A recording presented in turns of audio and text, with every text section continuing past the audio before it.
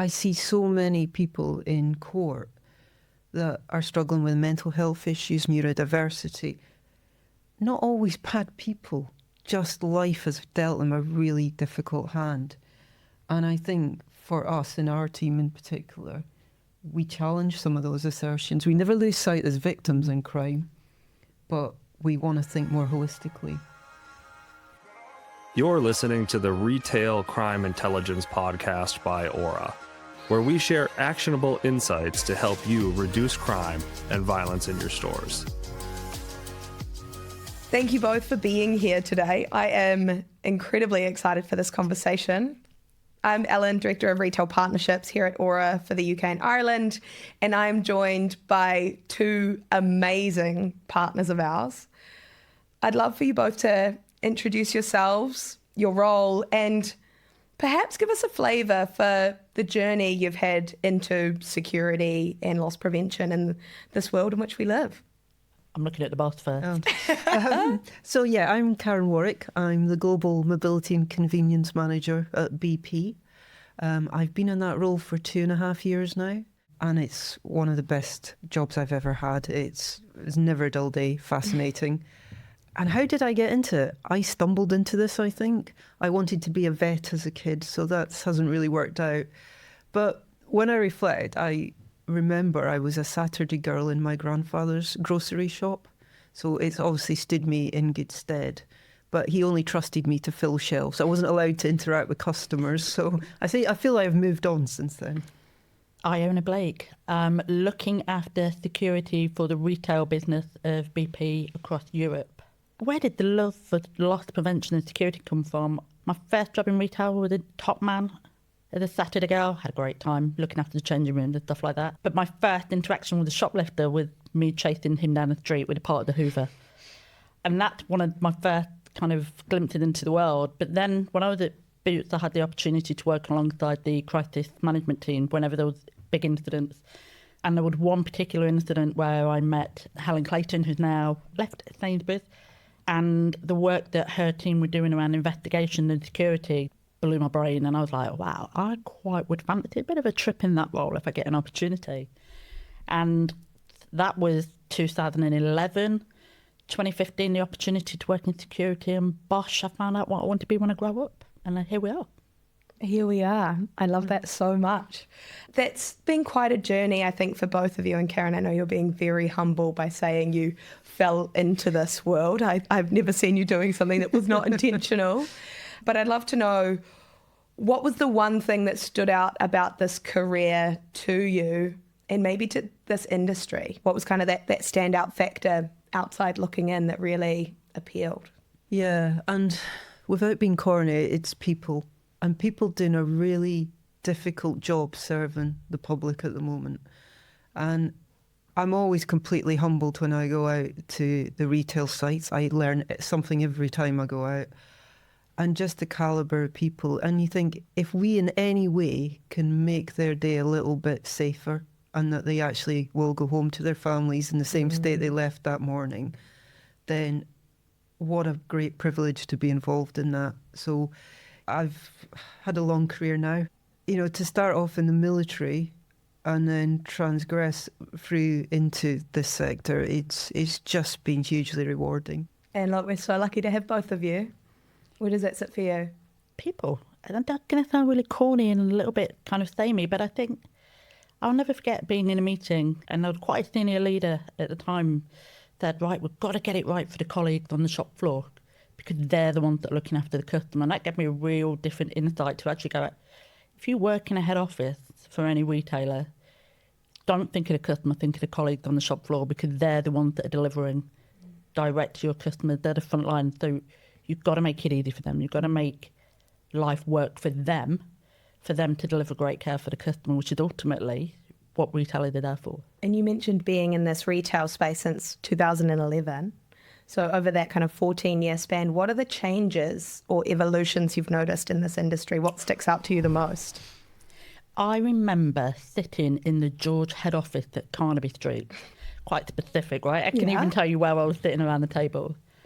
And it was my first industry meeting in the world of security. And everybody was almost like, I can't tell you my secrets. What are your secrets first? Fast forward to today, the way that the retailers and the industry itself collaborates and is willing to talk, is willing to learn, is willing to share. You know, retail violence has always been there, and it's definitely increased since I've been in this role. But actually, we're all part of the same community, so that learning, and definitely, there's not a single retailer that I talk to that's not willing to talk about their experiences and their journey and what they've learned. And I think together we're better for it. That's what I think. It's such an important change to mark, and I can see that continuing to evolve today. But yeah, if you think about, you know, recent surveys, 42% of retail colleagues in the UK feeling unsafe or at risk coming to work. That's a large portion of 2.5, 3 million, Brits in our sector. This is a huge impact you both get to have. So it's really important and really exciting to see kind of how you can begin to make change in that space. I'd love to shift tack and talk a little bit about the careers, more specifically, and the journeys that you've both had. Thinking about kind of the length of your career, what are the biggest challenges or most notable challenges that come up, and what do you do about navigating those? I often refer to myself as a jack of all trades because I've been in various industries, from the military to the charity sector to the corporate world. And I've been on a journey myself because I was diagnosed with autism a few years ago. But it was quite a late diagnosis, which is true of a lot of women in our generation. And I realise now that a lot of what I was experiencing was to do with those traits around social communication, interaction. But I just thought, I must be stupid. I just don't get what other people are getting. And that diagnosis, it just allowed me to lay down my load a little bit and be a little bit kinder to myself. And I can now put it in perspective, the challenges that I've had. And hopefully, I think Iona and others will be a judge of that, but it makes me turn up as a better manager because I understand that life isn't always as straightforward as we hope it's going to be. And we just need to be a little bit kinder as leaders as well when these challenges come up. Yeah, absolutely. And thank you for sharing that. I think one of the most important things is seeing really senior, amazing people like yourself, visibility for others. I think that's one of the biggest impacts you can have. What does that look like for you? I kind of lead with my heart, but not everybody does. One thing that I've had to learn more, and it's helped me become more successful as a leader and as a person, I think, is what is it that my stakeholders or the people I work with need from me for them to go, get it, I see what you need from me right now. And we did some coloured profile, personality profiling stuff, and seeing what worked for the people and understanding how I can get more out of people that I work with. It's absolutely fundamental for success. Because I can give you an emotional story all day, but if you're not turned on by that, if you need data, then let me give you data instead, because I want to get the best out of that interaction, because that's how we'll all work together and be better. But yeah, I think that's one of the big things I've learned as I've gone through business over the years.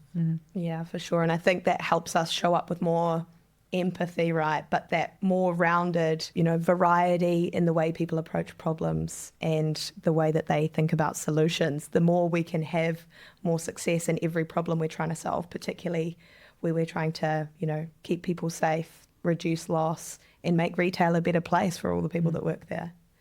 I'd love to understand within that journey, what are your favourite achievements? And I know that both of you have been showered with lots of accolades and you will talk to none of them. So maybe I'd love to hear a special moment or a formative moment that you were really proud of on that journey. Pre-pandemic, there'd been loads of different variations over time. But I think during the pandemic, people had forgotten how to interact because they couldn't interact. So it became a behaviour people had to relearn. And I'd been speaking with Patrick and Paul at the NBCC at the time, and Darren Conway, and this whole concept of Stay for Business Action Days, we were like, right, let's reinvigorate that approach, but let's make it more community focused. So a bit about outreach and stuff like that, and how do you reach the more vulnerable that are in the community that might be impacted. And I remember thinking, I'm not sure this is going to work. But I remember getting butterflies on the day thinking, this is either going to be amazing or it's not. And the first briefing was really hard hitting, was really good. And then as you walked out of the bullring, you saw this ginormous police wagon that basically they take to football matches to lock people up. I was like, wow, this is going to be pretty cool. And that absolutely blew me away. And that was one of the moments I think where I felt really proud of the work that we'd done and the effort we'd put into it. And it took me aback about how successful it was. And, you know, it's great now that the NBC own that and run it. You look at the success it is today, it just excites me to remember that moment back in Birmingham. And that's such a big part of how we can connect policing, retail and the community together, right? That's turned into this kind of ritual that we all celebrate. So it's so cool. I reflect on what my daughter said. I've got a 15-year-old daughter, and there's not much you can tell her at the moment. But and it's pretty uncool, I think, to have your mum there. But we were together, and she said, and I thought I was quite taken by it. She said, "I'm really proud of you, Mum," and it really got to me because I thought, "Whoa." And she said, "I think I might want to work in a shop at some point." And we're like, I think Iona, we probably wouldn't let her, would we, at the moment? But and you think probably it wouldn't be her first choice of career, but she sees how invigorated I am and how we genuinely want to make a difference. And I think we look broader now as well. We absolutely look and prioritise the safety of our store colleagues. But some of the conversations we've had, Iona, is actually how do we support the people that are committing these crimes as well? Because life might not have been that easy for them. And by tackling it at that stage, then maybe we can make it, a longer term impact. And I love that. I love the creativity in this job. And I hope we allow our team the freedom to think like that. Absolutely. And working with members of your team, I know that you are both fantastic leaders, and that has been shaped by these really amazing experiences that you've had. And I say amazing because they can be these beautiful moments with your daughter and having these kind of really high impact moments in the community, but it can also be this really confusing time autism diagnosis, or it going through a big challenge where we're not necessarily figuring out the results we want. What are the experiences that you draw upon that have really kind of informed how you now show up as leaders? Are there any kind of big examples that stick out in your mind? I think I smile because I look at my 26-year-old self as a junior officer, and at the time I thought I knew it all, and I was a leader and I'd been trained for 6 months to lead people. I realised I knew nothing at that point. And I think as I've matured and got older, it's just having a little bit more empathy, a little bit more understanding where people are coming from. I think, Iona, you mentioned it around colour profiles. You're probably not surprised, Ellen, I'm very blue. But I realised that we need that mix in the team, and we need to allow people the freedom to go out and go after where their nose takes them as well, and be allowed to be creative and not worry if we make mistakes. We use it as learning as well. So for me, it's been quite a journey, I think, as a leader. I still think I've got a lot to learn. And I look around the inspirational women leaders, that I have a privilege of working with, and I think, what an opportunity to learn from them. So I was diagnosed with hearing loss at the age of 6. It was picked up by a teacher who was like, there's something's not quite right there and something's not sticking. And I went through a real period of shame as a teenager, and also in the workplace, kind of admitting it, not wanting to wear hearing aids or devices that might help me. But I've realised it's actually a bit of a superpower. It makes me slightly different. Being able to talk about it in an educated way to help people understand. I'm not thick, I'm not stupid. I just didn't hear you the first time, and it's important that I do hear what you have to say. And not being afraid to correct people sometimes on that and kind of tell them why you didn't hear it the first time, I'm awful while I'm on the tube. I can't hear anything. All I can hear is the tube. And then if anything's high-pitched and somebody goes, oh, somebody's alarm's going off, I'm like, can't hear it. But I think being open and allowing people to learn from it, that's been important for me. And I think even kind of coming into this role, there are colleagues around me who also have hearing impairments who have been ashamed to share it or talk about it. And I think by being the adult that showed up and kind of not being afraid to talk about it, it's important.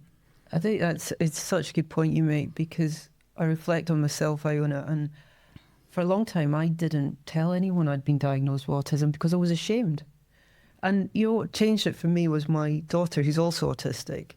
She owns it. She doesn't feel she needs to apologise.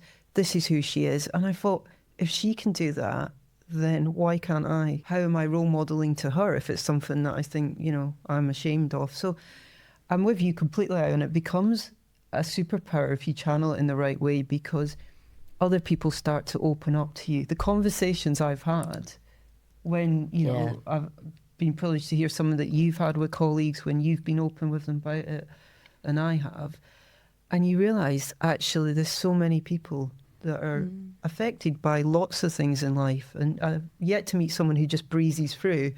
And again, when I've been out in some of our retail sites, the number of women that I talk to who then are quite open about, what's going on in their lives, that they may be dealing with a disabled child, they may be single parent. I think what a huge privilege just to be part of that discussion, and that they feel comfortable as well to be able to talk about it. I think my most formative years were working in the call centres in a telecommunications retailer that I used to work for, and working in the call centre at Boots, because we dealt with the sticky end of customer. But you also then get to see the different people and different things that impact people and why it shapes them to be the way that they are. And, you kind of then go, actually, these people are going through things. There's something really going on for them. And it always kind of brings me back. I remember standing in a pharmacy and a customer was getting really aggravated with the pharmacist and was quite abusive, and I was absolutely about to step in, and the pharmacist said, "Are you okay?" And she went, "I'm just in a lot of pain." And she broke down in tears. And you kind of go, oh, actually, we're all just human. That's one of the things that has shaped me about this role in particular, is around what's the motivation for that? Why have they had to commit that crime, or why have they chosen to behave like that in that moment? And I think when you start to talk about the why, you can then develop solutions or toolkits for your own people so they don't take things so personally. They stand back and go, oh, they might not be feeling too great today. Actually, I might be able to turn that around for them, or give them that moment of kindness that they've probably not had for a while. This is really just empathy at its core, right? Really understanding that there's always something going on with someone. And this is why you two are able to lead in such a kind of graceful way with this diversity, equity and inclusion lens. I'd love to know, have you got any examples that you'd like to share of where you've seen this play out in a super positive way in decision making, or in the formation of teams, or in results you've been able to transform by putting together a team that is diverse in their thinking and the way they approach things? Yeah, and probably, Elle, if I say, you're asking for a positive example, can I start with a negative example? Please. And then say how because it really affected me? Because a few months ago, I got a call from a friend, and she said, could you speak to my 18-year-old son? And I knew he was autistic. Since he's been a young boy, all he wanted to do was join the military, wanted to be a mechanic. He'd been to Sandhurst, he'd been through all selection, and he just had the medical to go. And she said he's been rejected. So I met him, and he showed me the letter, because he had a screenshot on his phone. And it said, and I quote this, "Because of your autism, you're unfit." Now, I thought, he's never had any mental health issues. He's one of the focused, most articulate young men I've ever met, and mature. And I thought, what message in modern day society are we sending to an 18-year-old when we're willing to write you off? So it was a really impactful moment for me. And, I've shared with people at work, and I tell, with his permission, I tell this a lot. I say, we just need to get better. And when I look at, neurodiverse colleagues, there's a 76% unemployment rate in that group.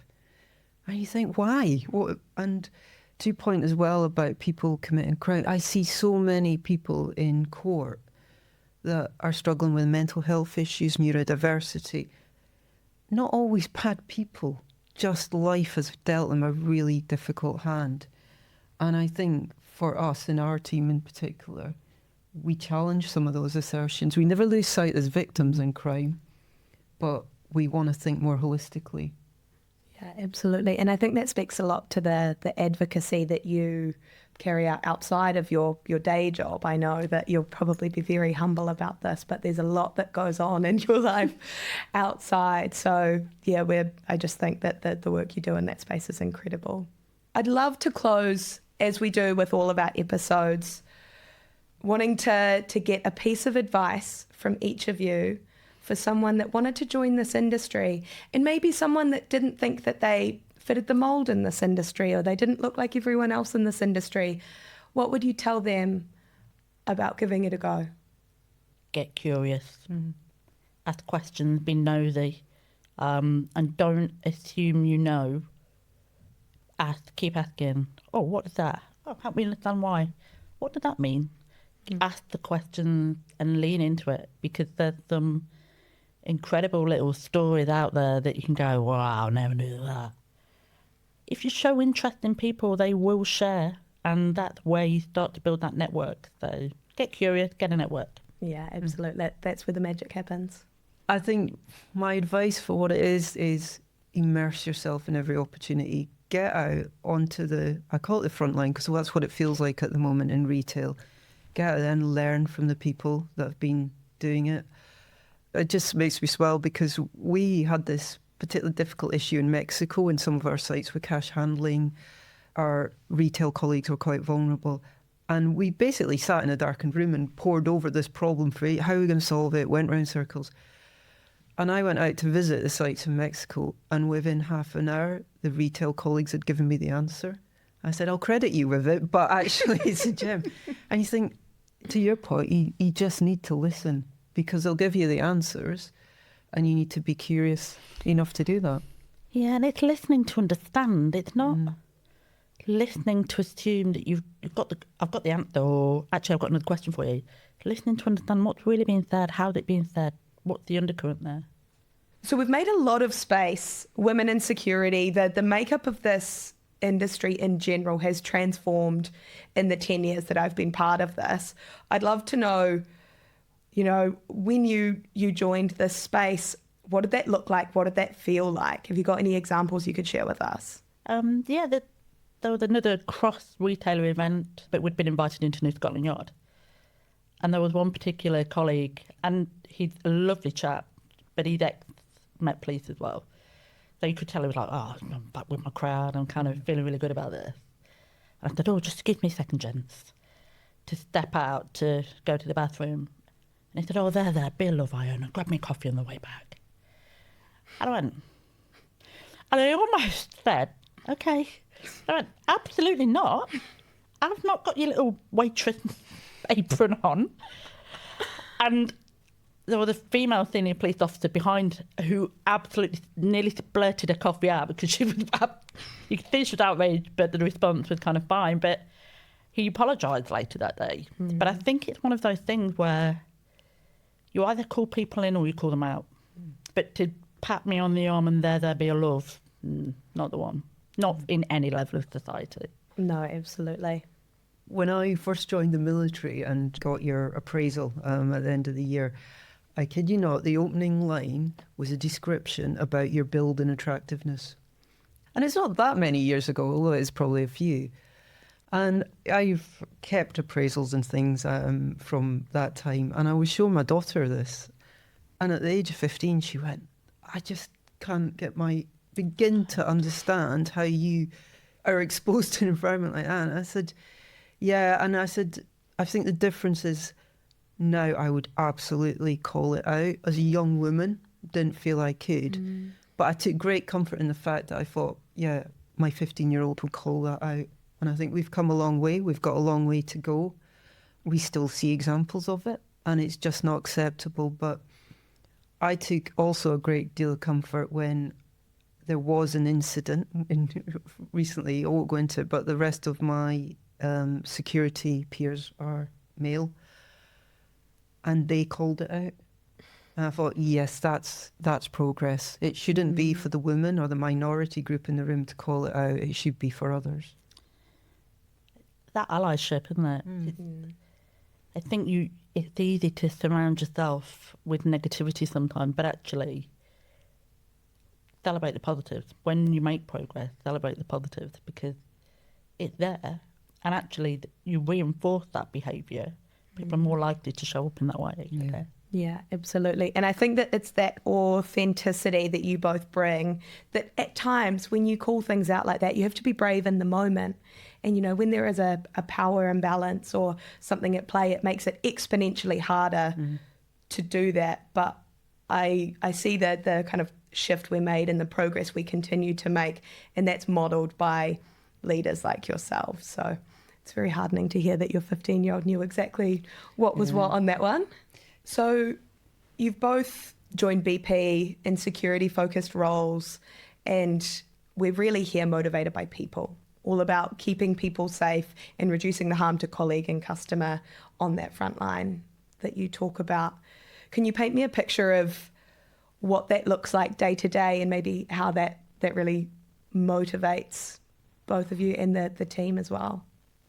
We constantly talk about the life-saving rules which apply to everybody, regardless of if you work in an office or you work on an oil rig or you work in retail.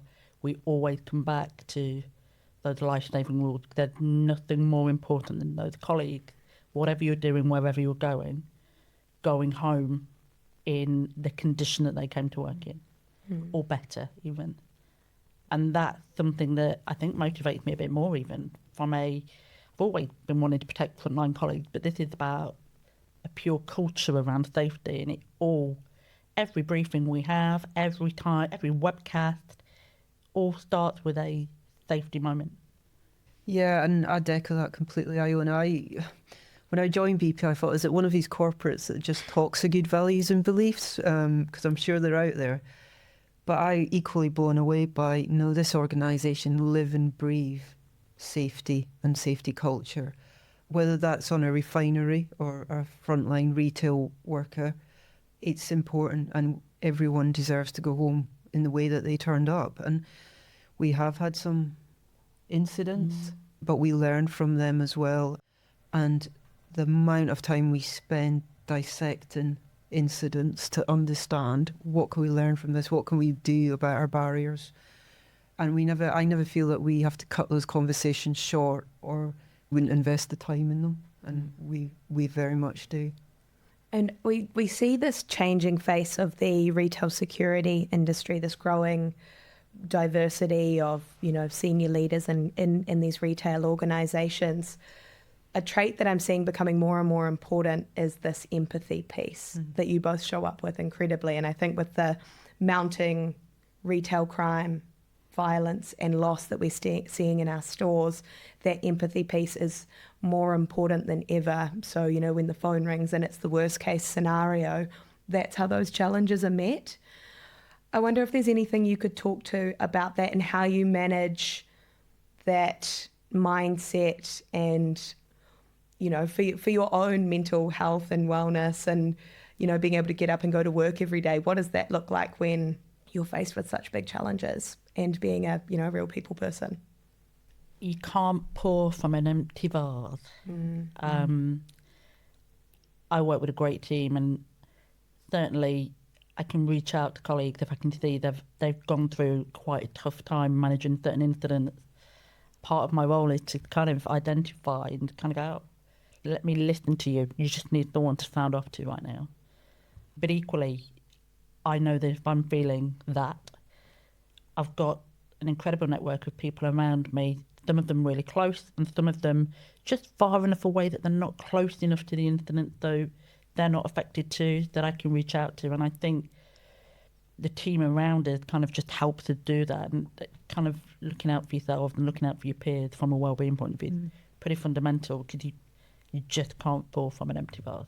That trust layer is so integral to everything we do, and we try to show up 100% every day, but not everyone can show up that way every day. So it's about how can we bring that balance in our team, and I think that's where a lot of that diversity piece becomes even more powerful. And since joining BP, I know you both really, really want to show up with that kind of empathy first, vulnerable leadership style. Have you got one or two of your favourite moments where those safety outcomes have really come into play and you've been able to see that difference in action?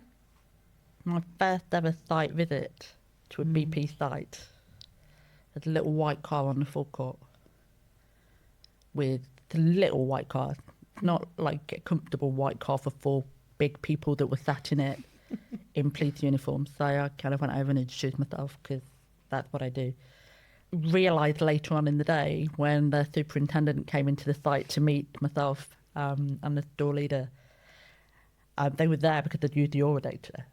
And the colleague was like, if they're using the Auror data, that means I need to carry on reporting because it works. You know, and I've got countless examples where colleagues have gone, oh, so if I do something positive is going to happen from that. Literally, we were just talking earlier today about a site visit that colleagues had undertaken yesterday, and the team were like, oh, let's show you the results that we've had from Auror. Look at these people that are now no longer coming and causing crime, and it means I can sell more of these. And it's like, just that kind of, yeah, great.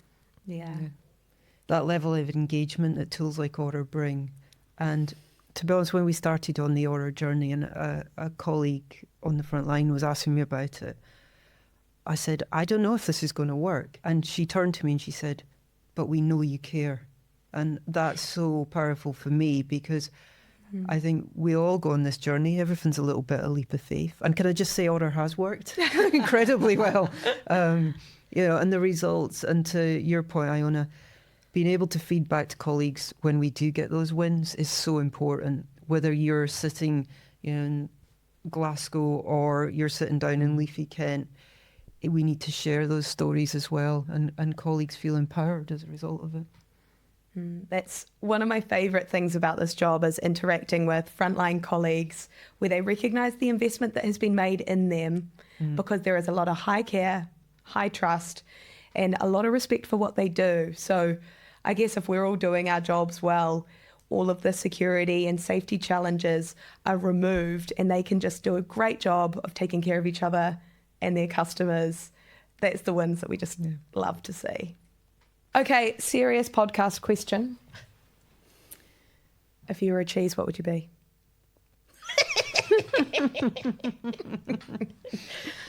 Stilton, old and smelly. A really mature cheddar, but hard and brittle. I was going to say brie, question. And then I thought, no, I don't want to be squashy in the middle. So I don't know. I think I'm like a buffalo mozzarella, like a bit cold. A bit cold, bit crumbly, you know. Sticks to everything. Yeah, exactly.